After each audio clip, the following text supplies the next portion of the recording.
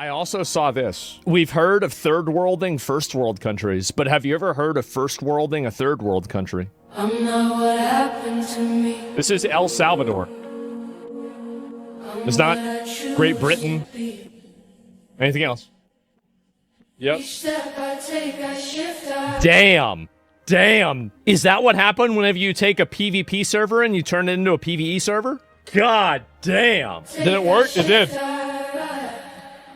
Look at that.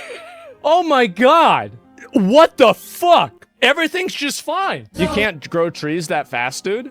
There are large trees that can be transported like this. They're like a few $1,000. Jesus, bro, look at that. Jesus, they're gone. Wow. Wow. Man, look at that. Jesus. They made it normal. Look at that shithole.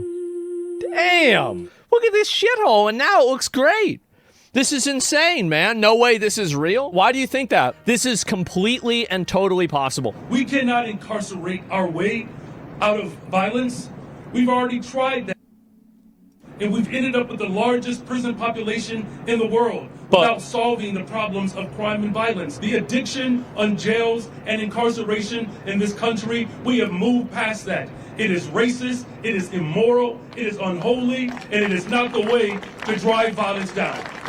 See, in my perfect world, people like this would be brought up on charges of sedition and dereliction of duty, and I would put them in jail myself. Yeah, you've got security around you. You never have to worry about this. You've got to make sure people have like a degree of accountability. Obviously, this is the president of El Salvador. You can literally incarcerate your way out of violence. That's precisely why incarceration exists. So here we go, murder rate versus incarceration rate. So if you could see the graph here, you would see that as the incarceration rate is rising, the murder rate is actually falling. Oh wow, it went way down. That's crazy, and now it's below the United States. Who would have thought that putting people that kill people in jail reduces the amount of killing that happens? Now it's basically down to zero. When we arrested the gang members, they were killing so much people that we were the murder capital of the world, literally the most dangerous place in the whole world, more dangerous than Haiti. What do you have to do? You have to stop that. It's a no-brainer. You don't even need to have a big thought process. We got huge condemnations. Say an organization, we got a condemnation from them. And a lot of them were human rights organizations. And you would ask, but